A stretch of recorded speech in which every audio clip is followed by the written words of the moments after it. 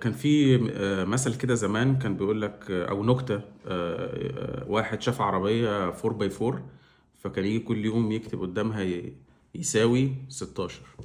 فتاني يوم الراجل صاحب العربيه يجي يمسح اللي هو شالها 16 دي، فيجي تاني يوم يكتب 4 ليه، لا 4 باي 4، عربيه 4 باي 4، فيكتب يساوي 16. فلحد ما الراجل زهق قال لك الله، هو ليه كل يوم يكتب لي 16 وبتاع؟ طب انا خلاص انا هعملها انا 16. راح التاني جه تاني يوم بعد كده راح اعمل له ايه؟ صح.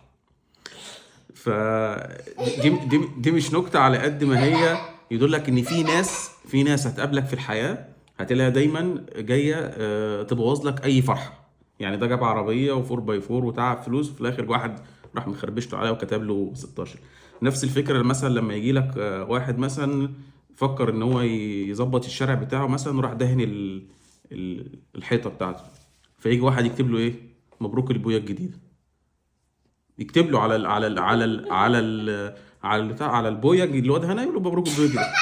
ففي ناس بقى في حياتك هتقابلك هو الشخص ده بجد، هتقابلك اللي هو مبروك على هتلاقي انت مبسوط باللي انت عامله. انا هقول لك مبروك، بس هديك حته كده هخليك تنام بالليل تفكر فيها. يعني مثلا انا مثلا لما ربنا كرمني وجبت قعدت شايل فتره تليفون ايفون، وبعد كده ايه رحت تليفون الايفون ده رحت يعني زهقت منه او قديم، فرحت اعطيه لحد من اخواتي، ورحت انا جبت تليفون هواوي ساعتها.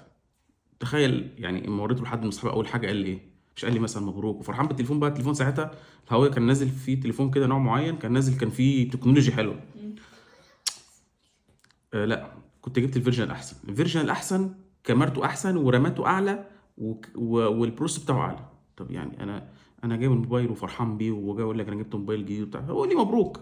ليه لازم تديني مبروك بس؟ لا، انت مش احسن حاجه، انت ما جبتش المفروض تجيبه.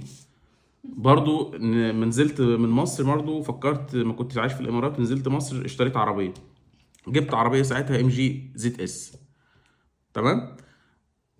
كل اللي يشوفها هي حلوه، موديل 21 بس مش احسن حاجه.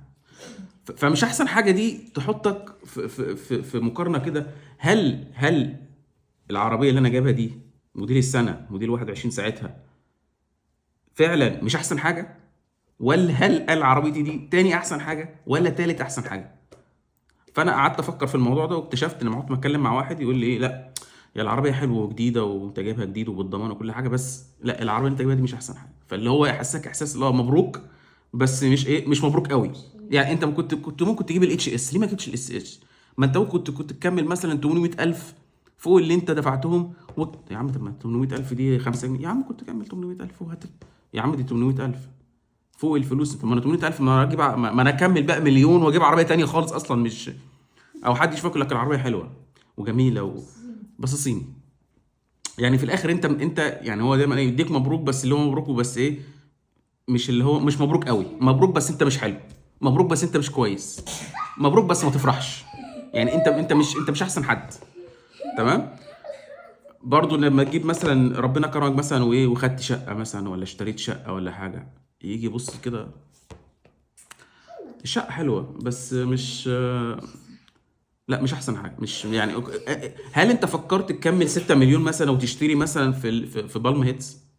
يعني انا لو معايا 6 مليون بلس الفلوس اللي دفعتها دي واشتري بالم هيتس، اكيد ما كنتش هصاحبك انت. يعني اكيد هيبقى ليا اصحاب تانية وناس تانية اعرفهم في حياتي غيرك ان هو جه يبص لي في حياتي يعني. فالخلاصه ان انت دايما هتقابل ناس في حياتك من وانت صغير لحد ما تكبر، هتلاقي دايما يجي لك يقول لك لا مش دي احسن حاجه انت وصلت لها. حتى لما تترقى يعني تبقى مثلا جونيور، ترقيت سينيور بس لسه في مدير، يعني انت سينيور اوكي بس انت مش لسه مش مدير. يا عم انا اترقيت، ما انا لسه لا وصلت المانجر، لا مش لا، وفي دايركتور فوقيك، في دايركتور فوقيك. طب توصل دايركتور، لا ما هو في سينيور دايركتور فوقيك. طب وصلت سينيور دايركتور، لا برضو انت يعني دايما هتلاقي واحد في حياتك بيقول لك انت مش احسن حاجه. فهو انا فعلا مش احسن حاجه، بس انت مش لازم تقول لي ان انا احسن، مش احسن حاجه.